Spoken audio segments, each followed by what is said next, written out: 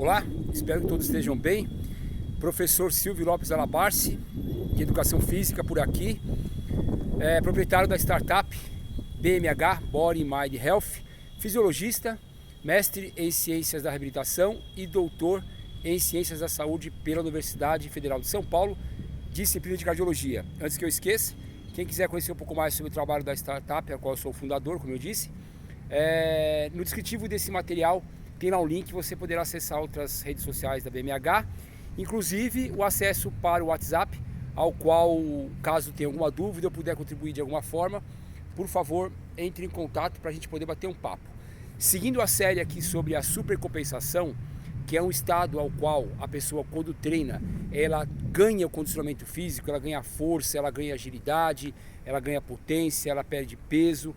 Isso é um assunto do treinamento físico, que está dentro da educação física, chamado supercompensação.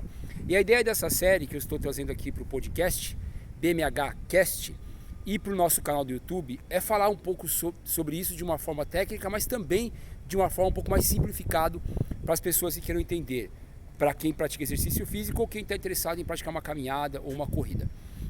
Então, no último capítulo, no último episódio, eu falei sobre a parte do estímulo e da fadiga. O que significa isso? Significa quando a gente estimula o corpo e ele vai responder com uma série de adaptações.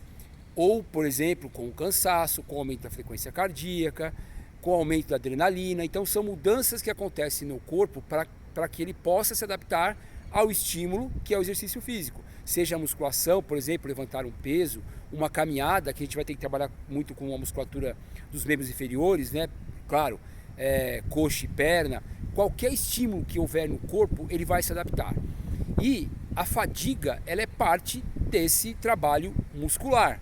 Ou seja, quando nós trabalhamos o nosso corpo, ele vai fadigar.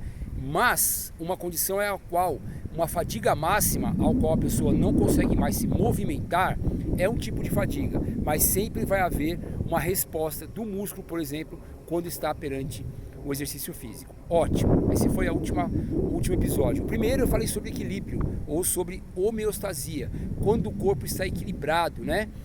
Entre a produção de energia e a quantidade de energia que vai ser usada para que o músculo funcione, por exemplo, assim como o corpo todo. E agora a gente vai falar da compensação, ou seja, ainda não é a supercompensação, aquele momento ao qual a pessoa começa a ganhar condicionamento físico. A compensação é a fase logo após a fadiga ou estímulo, para ser até melhor, vou tirar um pouquinho aqui a questão da fadiga, porque ela pode confundir um pouco. Então vamos falar do estímulo. Então a pessoa estava numa condição de equilíbrio, né? Homeostase, ela teve um estímulo e aí houve um decréscimo. O que é o decréscimo? É quando o corpo está sendo estimulado. Ele perde energia, ele perde tecido, ele perde tecido, ele perde energia. E aí quando o exercício físico para, quando há uma interrupção, por exemplo, de um dia para o outro, começa a haver uma compensação, ou seja, equilíbrio, e aí em seguida tem o estímulo e começa a haver uma compensação. É a hora que começa a ganhar condicionamento, mas ainda não é a parte mais importante. Eu vou tentar colocar nesse vídeo do YouTube e no material do podcast um gráfico bem interessante, que ele mostra exatamente esse assunto que eu estou lidando, que é a supercompensação.